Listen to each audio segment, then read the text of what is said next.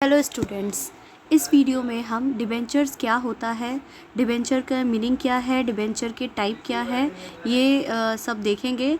तो सबसे पहले देखते हैं कि डिबेंचर क्या होता है। डिबेंचर एक ऐसा इंस्ट्रूमेंट है जो किसी भी कंपनी के द्वारा इशू किया जाता है एक कॉमन सील के अंडर में, और ये एक्नॉलेज करता है यानी बताता है डेब्ट के बारे में। डिबेंचर वर्ड जो है ना वो डेब्ट से बना हुआ है, ठीक है।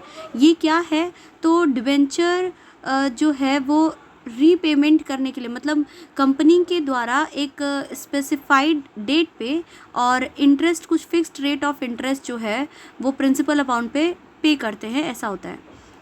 और इसको डिफ़ाइन किया गया है कंपनीज एक्ट 2013 के सेक्शन 2 सब सेक्शन 30 में।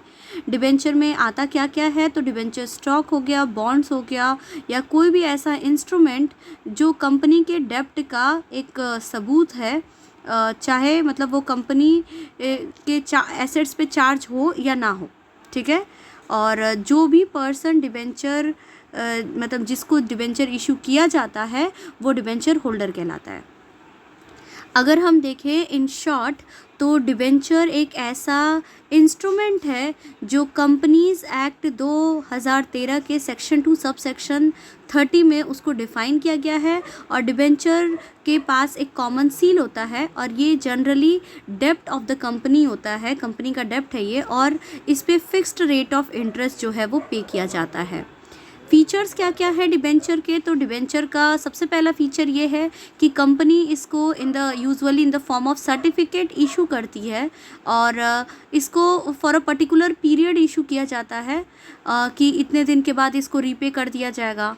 और डिबेंचर का जो इंटरेस्ट का रेट होता है ना वो स्पेसिफाइड होता है, यानी फिक्स्ड होता है। आप लोगों ने बहुत बार न्यूमेरिकल में किया होगा 8% डिबेंचर, 10% डिबेंचर, तो उसमें वो रेट ऑफ इंटरेस्ट पहले से ही निर्धारित होता है।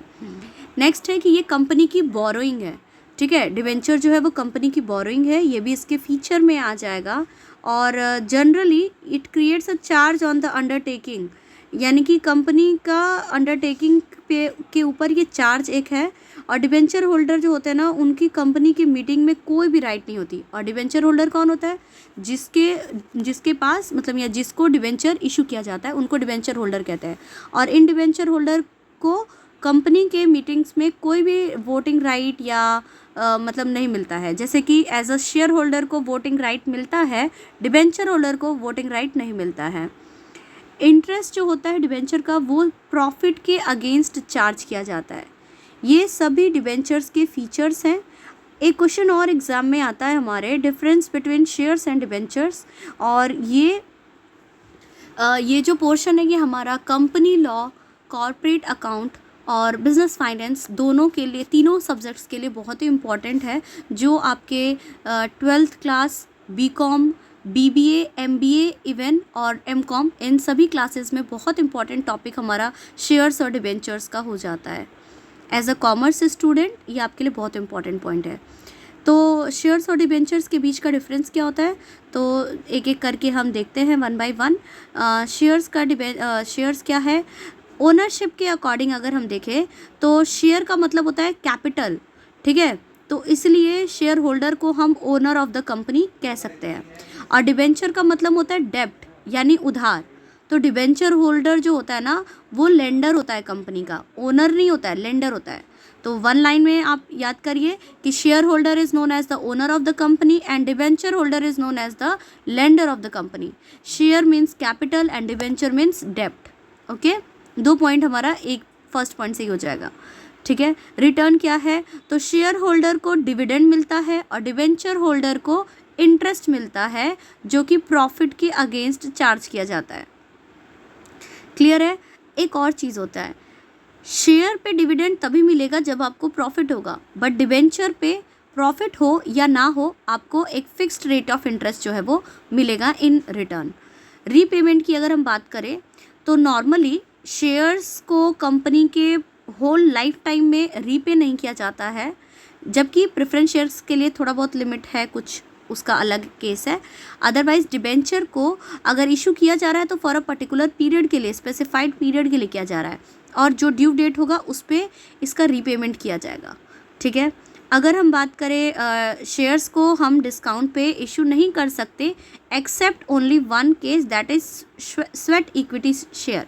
स्वेट इक्विटी शेयर, ये 2 नंबर का क्वेश्चन आता है एग्जाम में, तो इसको केवल स्वेट इक्विटी शेयर को ही हम डिस्काउंट पे इशू कर सकते हैं, अदरवाइज शेयर्स को कभी भी डिस्काउंट पे इशू का नहीं है जनरली। डिबेंचर्स को हम डिस्काउंट पे इशू कर सकते हैं। सिक्योरिटी की बात आती है तो शेयर्स जो होते हैं वो सिक्योर्ड नहीं होते हैं, बट डिबेंचर्स जो होते हैं मे बी सिक्योर्ड और मे नॉट बी सिक्योर्ड, ये दोनों हो सकते हैं। ठीक है, टाइप्स ऑफ डिबेंचर में हम ये भी देखेंगे।